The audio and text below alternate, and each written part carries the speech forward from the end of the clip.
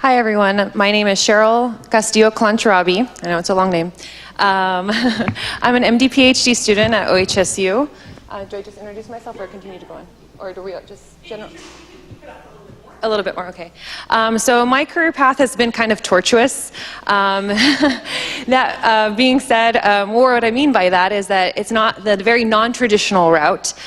So I come up from a family of migrant workers, and I'm a first-generation college graduate. And mostly growing up, it was how can you contribute to the family? And yes, you need to go to school, but that is secondary to taking care of what's going on at home. However, my grandparents did see the value in actually obtaining an education, and they knew that that was a pathway to overcoming kind of what was going on generationally. So they encouraged me to try to do both, and it was hard many times over. I ended up dropping out of high school to work a full-time job to help support my family, but knowing that the path to overcoming this was education, I went back to school, actually finished high school early through alternative pathways, night school, different routes with different people helping me out. Graduated, went to the local undergraduate college, thought that immediately I was not supposed to be there. I had this imposter syndrome. You know, this is not me, this is not for me, everybody else is so much smarter. I didn't even have a proper high school education. What am I doing here? But I said, well, I'm going to try my darndest and see if I can get through the semester. And I got through that semester, and I'm like, wow, okay, let's see if I can get through next semester. And slowly I was like, wow, I am now a sophomore. I'm now a junior. My goodness, what's going on? And so I met some really nice people. People that encouraged me to continue on with my pathway. I fell in love with chemistry, solving problems, and I met some mentors that said, you know, we have programs for students just like you, first-generation college students. It's called the Ronald E. McNair Scholars Program.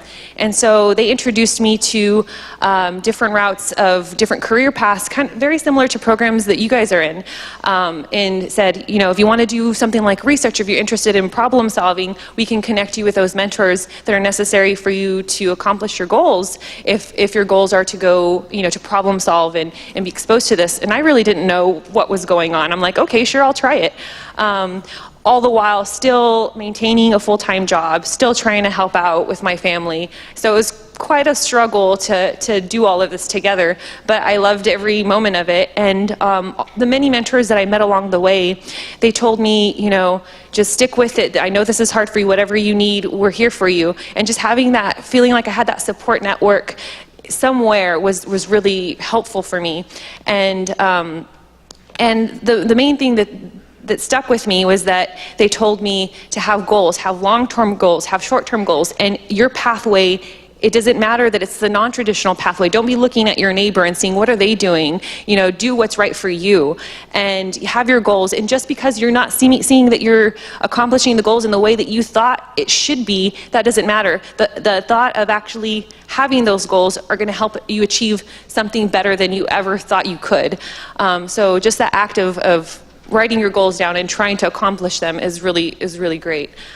So long story short, I continued to do research, met more wonderful mentors who helped me out in finding out my path, which was, you know, do you want to stay in research? Or actually I started getting interested in medicine. Okay, I like this over here and I like that over there. Turning out I liked everything. And because I was going towards this path of like, how much further can I get? I don't know. I feel like at any moment it's all going to start crumbling down because this doesn't seem real. It doesn't seem like, you know, I should be in this situation because all my family members aren't. They're doing something different and they all want to know, like, what's going on over there with you? And so it was kind of this weird feeling of not feeling like I'm where I should be, but nevertheless striving for something better and something more. And apparently I didn't know how to stop striving because I couldn't decide between research and between medicine. So I applied to MD PhD programs and I got in, and it's like, wow, how did that work out for me? But looking back and seeing my path all the way through, you know, it's that persistence, it's that never giving up. Or even when you feel like, you know, it's not working out for you, you're able to pick yourself back up and keep striving for it. You know, your path is your own, and it's not prescribed by anybody else but yourself. And that's really, I think, the path to success, is just knowing your own, yourself, what you want, and never giving up. And regardless of where that takes you, you know that was right for you. Anyways.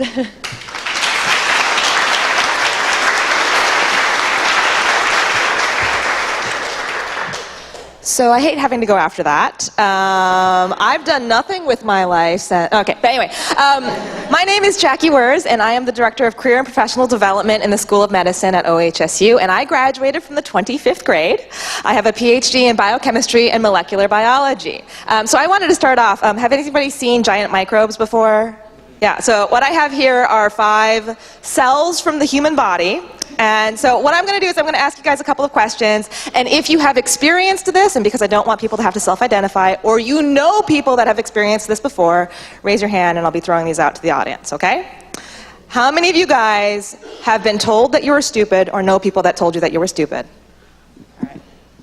You guys get brain cells. All right. How many people were told or have or know people that have a disability? It's a fat cell, sorry. How many people have or know people that have a mental disability or challenge? Okay. This is a bone cell for strength. How many people have felt the quarter-life crisis? What am I going to do with my life? Like everybody, yeah? Okay, this is a hair cell, so I'm not quite sure how the hair cell helps with that, but it does. Okay, and lastly, how many of you guys have days where everything is awesome? All right, excellent. All right, so here's what I'm going to do. I'm going to tell you how each one of those things kind of shaped the career path that I have now.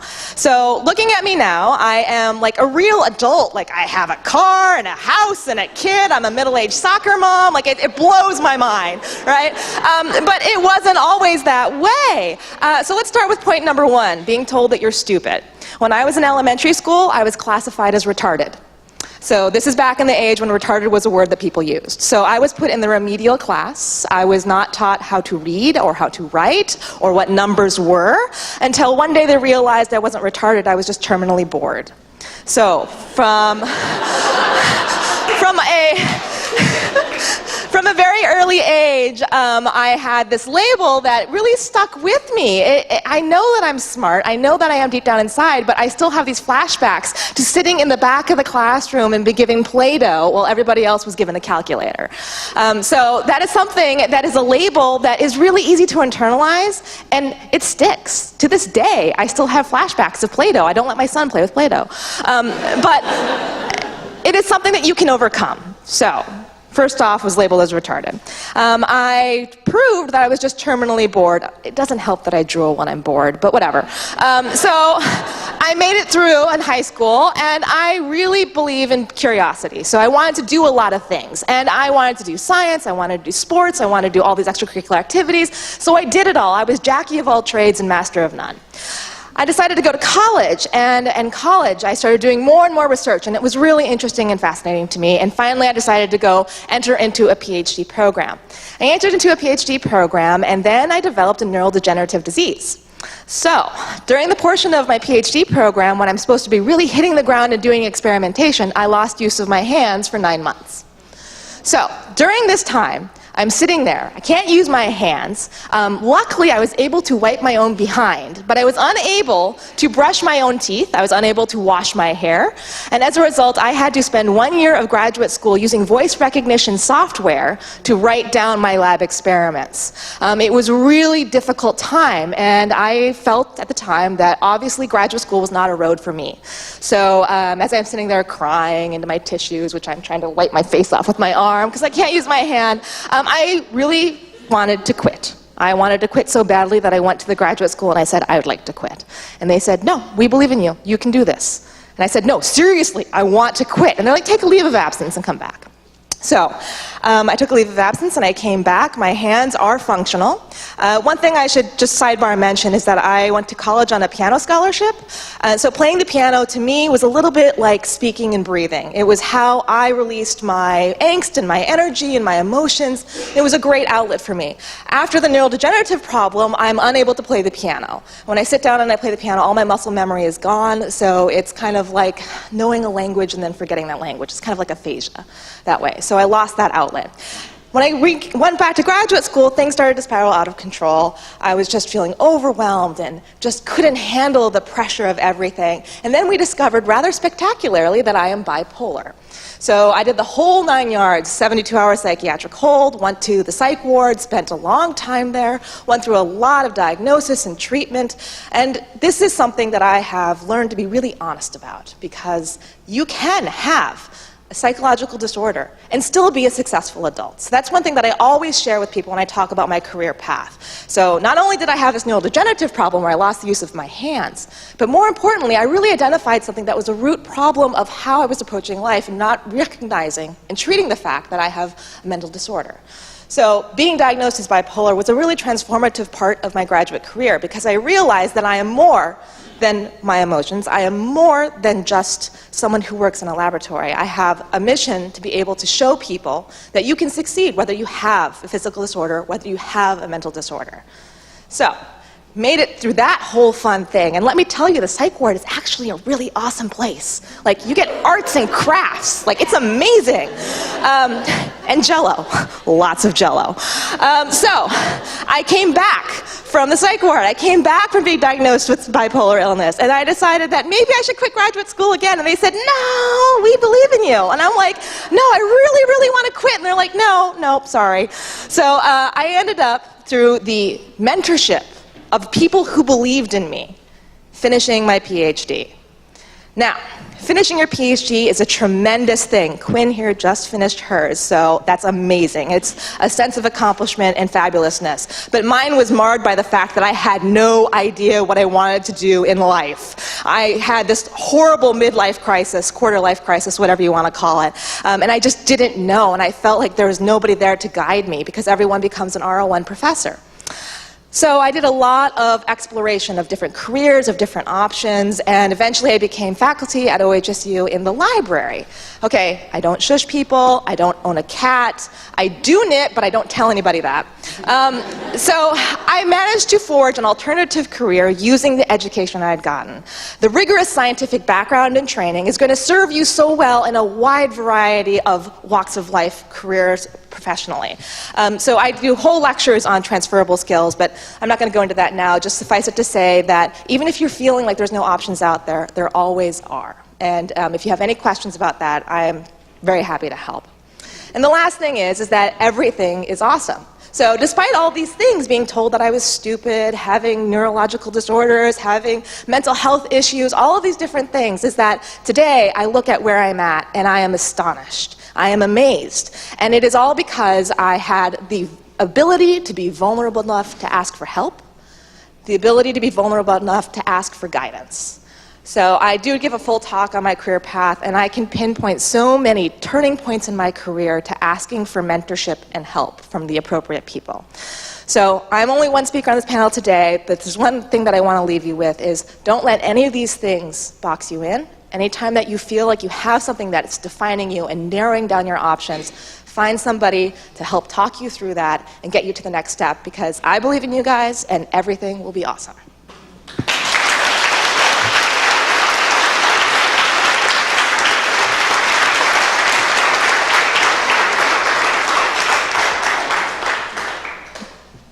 class.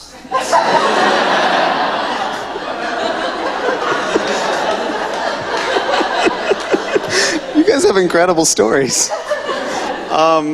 I've got nothing like that. Hi, my name is Kevin Watanabe Smith. Despite the name, I'm not half Japanese. I don't look it at all. That's my wife's last name, so we merged those. I've lived kind of a charmed life, I feel like now. Both my parents went to college. I grew up in Canby, which is about a half hour away from here. Went to Canby High School. Was there Canby? Yeah. Yeah? All right. There we go. And then I went to college at George Fox University, and now I'm a graduate student at OHSU. I'm in the PhD program for cancer biology. Hopefully we'll graduate this winter. We'll see. We'll see. Nothing is certain. The one thing I wanted to convey to you guys today is stories are non-linear, and you don't know what's going to play into where you end up or what you end up doing. I went to a science conference at Oregon State University one time, and the keynote speaker was a lady who was working at NASA, and she told her career story. She was a microbiologist, so she grew like bacteria and stuff on petri dishes and analyzed them and tried to understand them. And then in her spare time, she was a spelunker in caves. And then there was this whole field that emerged of like, what bacteria live where there are no nutrients? And she's like, at the bottom of caves. And so she was a spelunker that went and got bacteria out of the bottom of caves, and then NASA's like, wait, we have these clean rooms, but there's stuff growing in our clean rooms. She's like, I can figure that out because I've been working on nutrient-deprived bacteria. None of this makes sense, but it's what happens, and this is what life is. So when I was in high school, I liked to program on my TI-83 calculator. Do you guys have TI-83 calculators? I wrote Yahtzee with a complete graphical user interface, and I bug tested it for about a year, and I'd give it to my friends, and none of them would play it, and I'd be like, oh, that's sad, but you know. And now as I'm finishing up my PhD program, I'm realizing there's this whole new field of data science. That is, how do we make better use of the data we are already generating, we already have in our labs. And a lot of this comes down to, can you learn programming in R, in Python? Can you handle large data? And I'm like, well, I haven't done it for like 6 years, but I have the ability. I know that it's something that's in my toolbox. When I was in high school, I did speech and debate team. I was really good at impromptu speech, which is why I'm not complete train wreck up here right now so far. And that plays into science because we have to give presentations all the time, and you can't script your presentation entirely. You have to be able to work off the cuff, and impromptu speaking helped me there. I actually won the 3-minute thesis competition for the state of Oregon recently. And that's a lot like speech and debate. But I wasn't in speech and debate thinking this is going to help my career. It was something I enjoyed, and I liked arguing with people. I went to college. My mom always said I should have been a lawyer. When I went to college, I was undecided between 3 different majors. I figured I can't stay undecided for too long, but I need to figure out which of these is actually going to be right for me. So my first year in college, I took entry courses in biblical studies, political science, and biology. And none of those overlap in any of their requirements. But I learned that I enjoyed the research projects in political science. I enjoyed the large papers in biblical studies, and I enjoyed being challenged in biology. And honestly, I think I went to biology because it was the one thing I didn't do the best at. When we went into grad school, the first day of orientation, they told us, you guys are going to experience what we call imposter syndrome. You're going to come into a point, and maybe it's this week, and maybe it's next year, and maybe it's second year, and maybe it's in the middle of your quals exams, where you feel like, I made it here, but I shouldn't have. And it's just a matter of time before they all figure it out that I am not as good as it looks like I am. You will feel that, and if you don't, you haven't pushed yourself to the point where you should be yet. Push yourself to the point where you start feeling like, maybe I can't, because that's when you're going to figure out what you really can accomplish. I don't know. I feel like I had other stuff, but maybe later. There'll be questions, right? Thanks.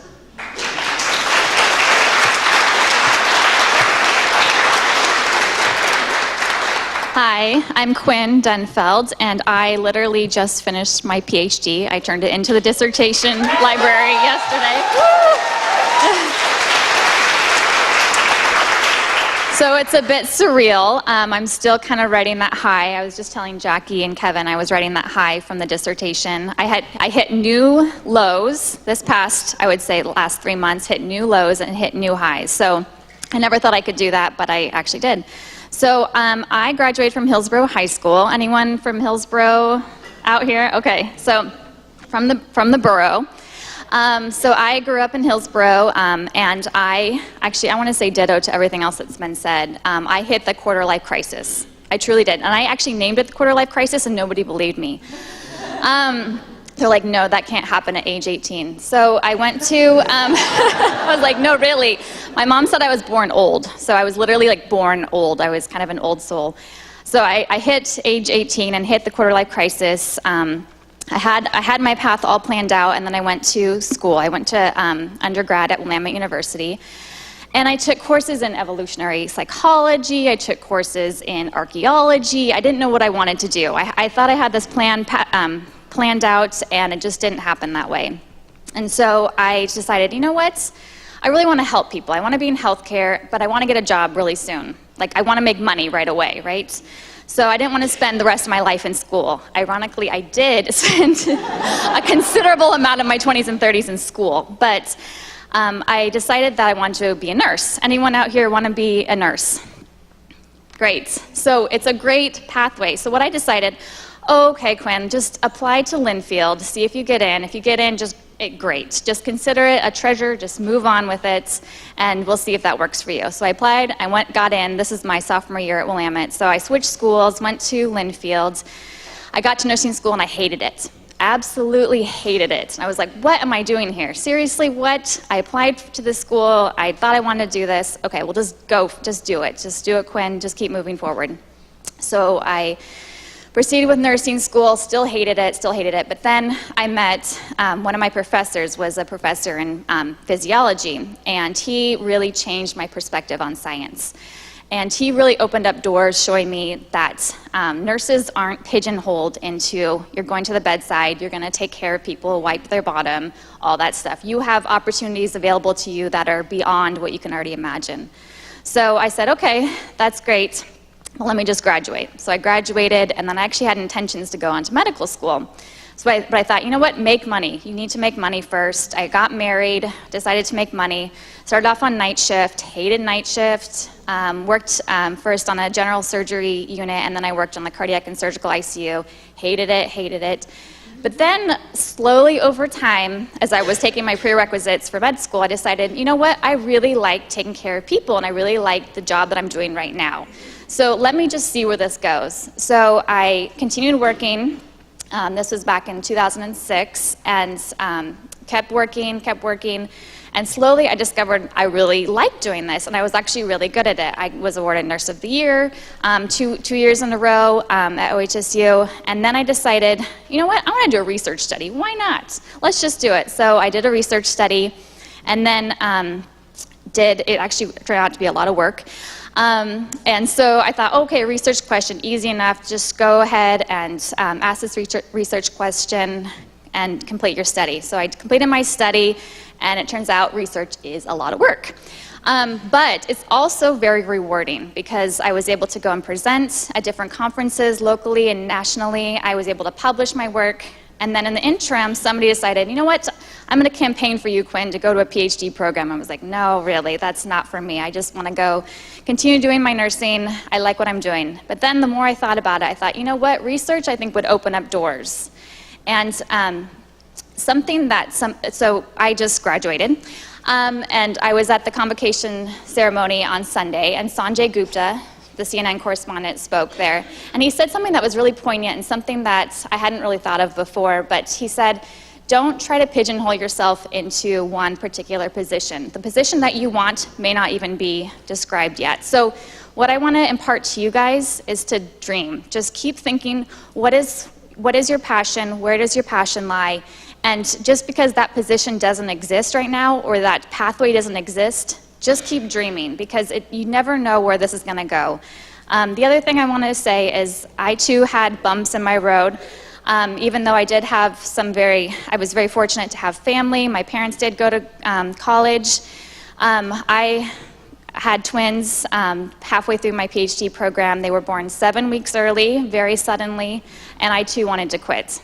I wanted to quit so badly that I even went to my chair and I said, I can't do this. And he's like, you know what, let's just take it one step at a time. So just because you hit bumps in the road doesn't mean that you can't keep going. Just keep going. The other thing I want to leave you with, or not, I'm not leaving right now, but is, at least the stage, is that do something every day that scares you. Because that's how you grow. And it doesn't have to be profound. It doesn't have to be great. Like taking my twins to the grocery store scares me. So that, I qualify as something that scares me. But every day, do something just even little that scares you, because that's actually how you grow. Like you can think big, think small, whatever that may be, but just do something every day that scares you, and then before you know it, you'll be standing up here and doing this kind of thing.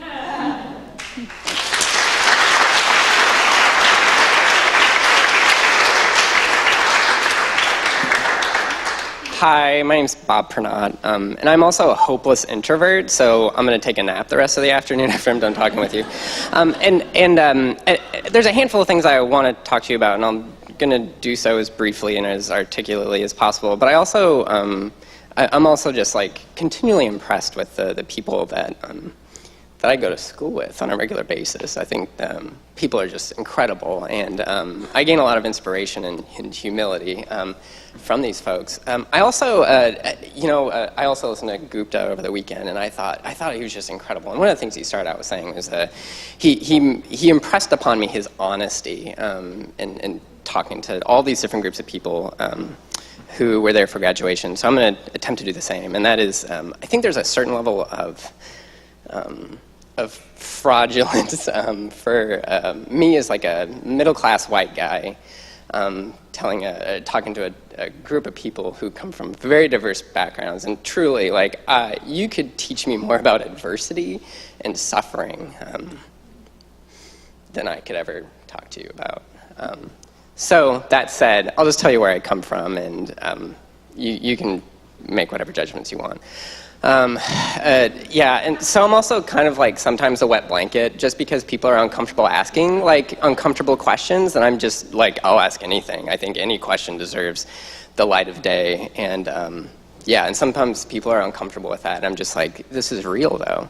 So that said, I come from southern Iowa. I graduated with 39 other people. There's one black kid in my entire county as a student. I mean, I graduated, let's see, my K through 12 was like 600 students, right? I mean, we're talking small, and we're also talking like southern Iowa, which is different from like, an urban area.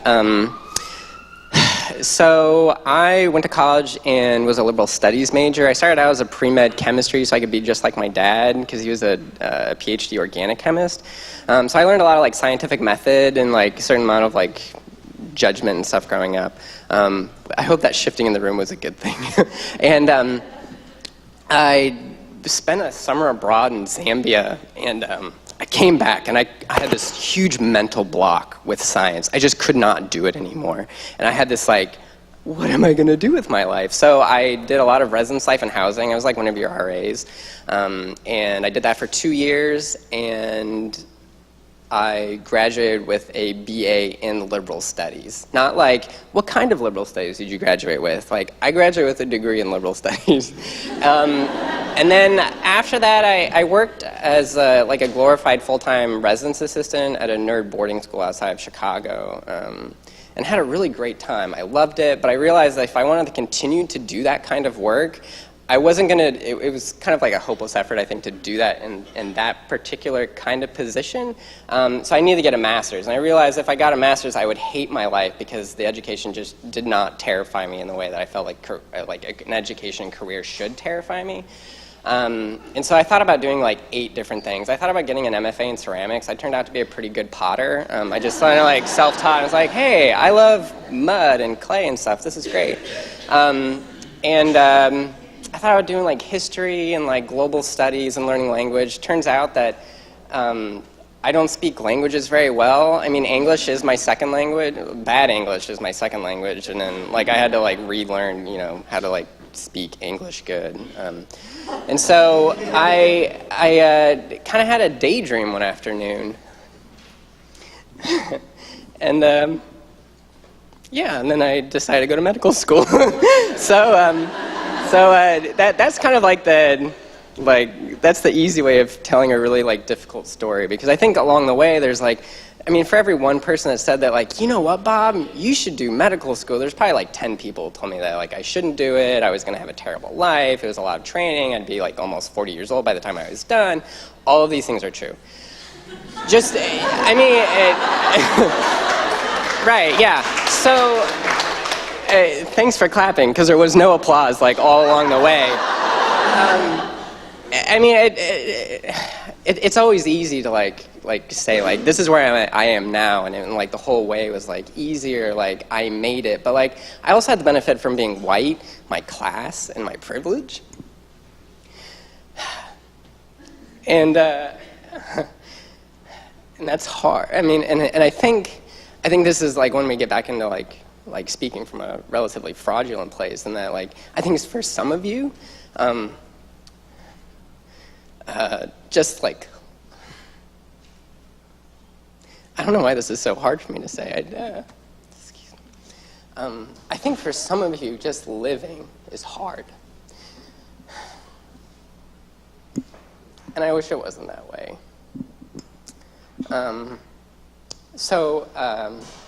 Yeah, getting to medical school wasn't easy. And then it turned out that medical school itself was even harder than I thought it could ever be. Yeah, it was just so hard. Man, just so effing hard. And truthfully, like, I'll be about 38 years old by the time I'm done. So I'm not even halfway through my education. I don't know, like, yeah, it's fine. Like, what else are you going to do with your time? At least I know what I'm going to be doing for the next, like, 10 to 15, you know, except I won't be in prison. I'll be in a hospital. So, I don't know. Like, take it for what you're worth. Like, I think, like, whatever dream that you have, you should just follow it regardless of, like, who tells you that it's a bad idea or a good idea. And then when people tell you that, like, you're on the right track, just, like, hold on to those people and let their be the voice in your head. And then all the people, like Taylor Swift says, like, haters gonna hate, just forget them, you know? Like, don't let them, like, I mean, I think to a certain extent it's, like, really helpful to, like, pragmatically and objectively, like, evaluate the criticism that they might offer you. I think you can gain a lot from that. But otherwise, like, forget that. I mean, you don't need, like, all that negativity in your life, and you also, like, to a certain extent, you just have to believe in yourself, because otherwise it's not gonna happen. And also, like, I think it's going to be hard for all of you regardless of what you're going to do. And so I think to a certain extent, if you can just admit to yourself that, like, no matter what it is that you choose, like whether you choose to go to medical school or you choose to get a PhD or you choose to do nursing or you choose to do social work, whatever it is, it's going to be really, really hard, and you'll never get the thanks that you think that you're entitled to, you think you deserve. Like, and really, like, the only thing that you're ever really entitled to is work. And I hope you love your work. That's all.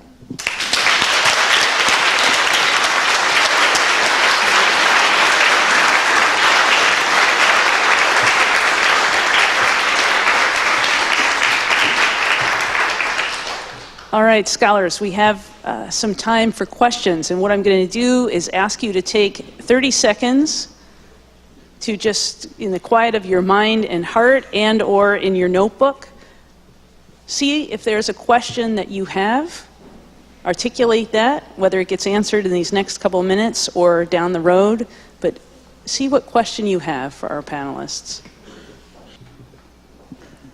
I'm sorry I forgot your name at the end. The one who just spoke?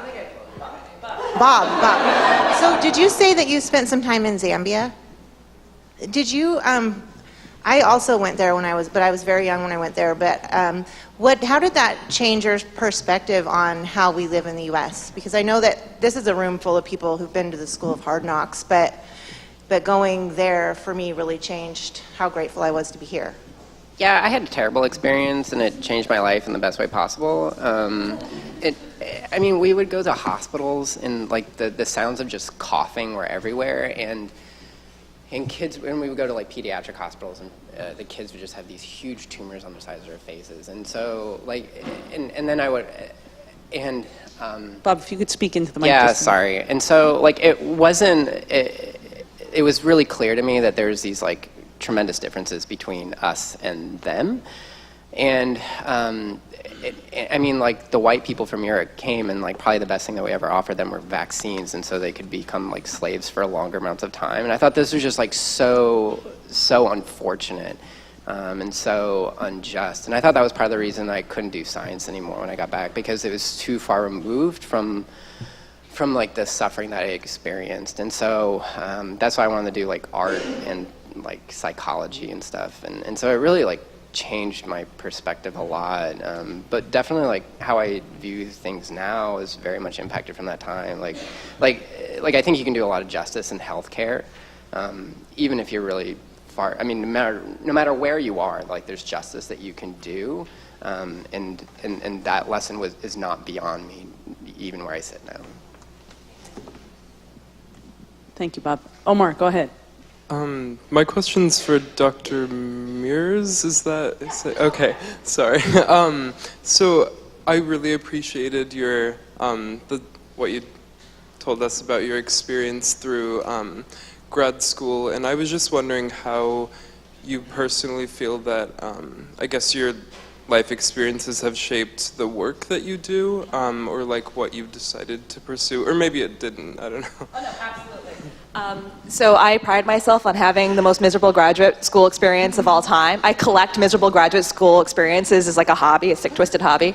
But what I do and what my career is literally shaped around the singular idea that I want to make the graduate student experience for people at OHSU better. Now, there are people that are focused on research, there are people that are focused on student health. I really want to holistically make sure that our graduate students are getting through the program and learning and growing and making it through the whole process as easily as possible. I know graduate school is painful. I know the ups and downs of graduate school. So that experience really has dictated the entire trajectory of my career. When I was talking about seeking mentors, I several years ago went to my current boss and I said, I really want to help graduate students and make their experience better. And then I worked with her to make my current job. I'm working with her on making a second job. I am literally making these opportunities happen. They didn't exist before me. I'm making them happen because I know there's a need and I know that they need to be addressed. So yeah, totally profoundly shaped what I do with my life. Thank you, Jackie. Yeah. Thanks for your patience here.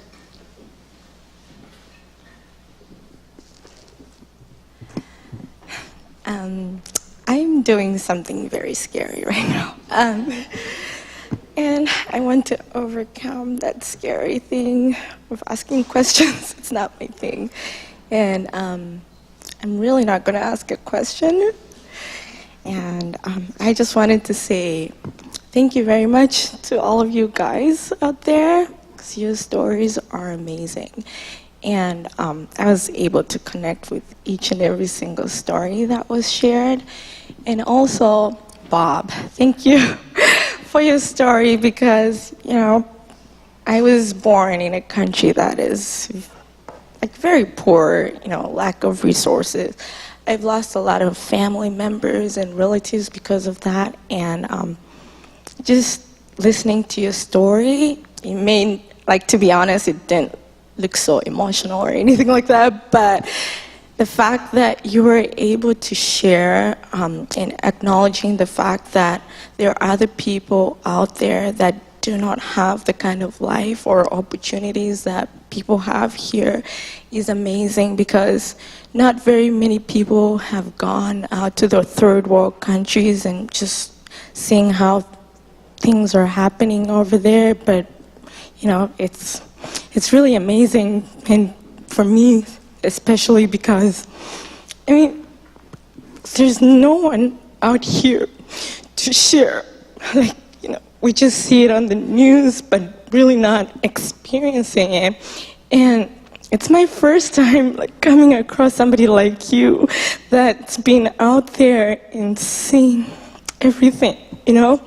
And you know, I want to become a future scientist and go to medical school one day, and the reason for all that was because of what I went through, coming from a country where medical help, or not even medical help, is very hard to get. So really, thank you very much. And I overcame my challenge. Thank you.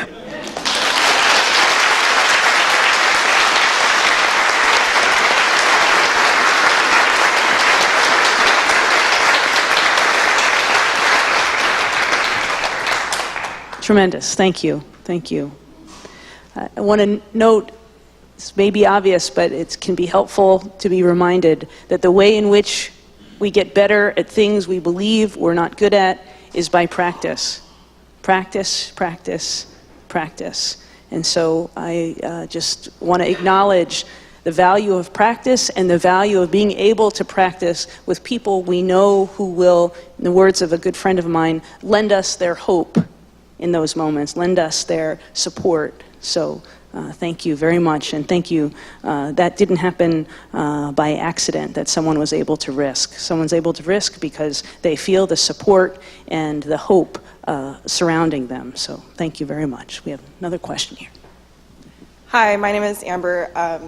So I hear that like some of you were parents, and I find that totally amazing because I'm a parent myself. I'm entering undergraduate school, and I know you guys went through masters and you just graduated with your PhD, and I think that is totally amazing. So like for me, I'm just wondering, like, how do you balance out your family life, career, academic, and like fully committing yourself to all three aspects of your life? It's just like, for me, it's like sacrificing my motherhood to do this is such a great opportunity, but it's just like, how do you like emotionally like keep it together? You don't. You don't. I have to tell you right now, I'm looking at my watch because I have to get back to my kids because I had to negotiate with my mom and my grandma, my 90-year-old grandma, to watch my kids so I could be here today. So, you know, I think Jackie can echo anything, but it's tough. It's really tough, and I don't want you to think that you're sacrificing your motherhood, because that is not what you're doing. You are actually improving your kids' lives. And I want to commend any parents out here and future parents out here, because it's really tough. And you know, I think especially for women, it can be very tough. And I've read multiple articles on balancing motherhood and balancing your career and having it all, but you don't quite have it all. You just kind of have enough. And so I don't have any solid answer, because everyone has their own pathway and their own way of doing things. But I think the only thing I want to leave you with is that just do what makes you happy. And yes, your kids make you happy, but in the long run, you're going to end up improving everybody's lives if you keep doing what you want to do. And that's going to look different from everybody else. So don't think that what you do has to mold or fit somebody else's mold, because it has to work for you and for your kids. So it's tough. It's a really long road, and you're up late and you're up early in the morning, but you make it happen. And you reach out for help too. Don't forget to ask for help. Thank you, Quinn. So I think that there is so much pressure to be the perfect parent, to be the perfect professional, to be the perfect everything, and like Pinterest is like the devil to me. I go to Pinterest and I'm like, no, that's not happening. Our first birthday party was not Pinterest worthy.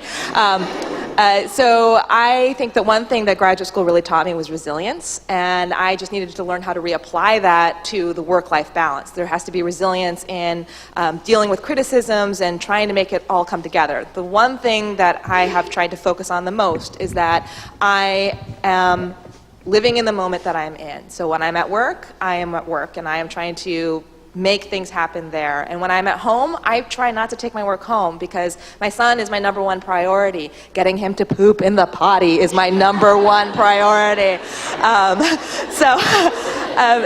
And trying to keep that focus is important. Now, here's something that maybe you haven't heard before, but you have work, you have your family, but in order to make it all pull together, I need to have my own time as well.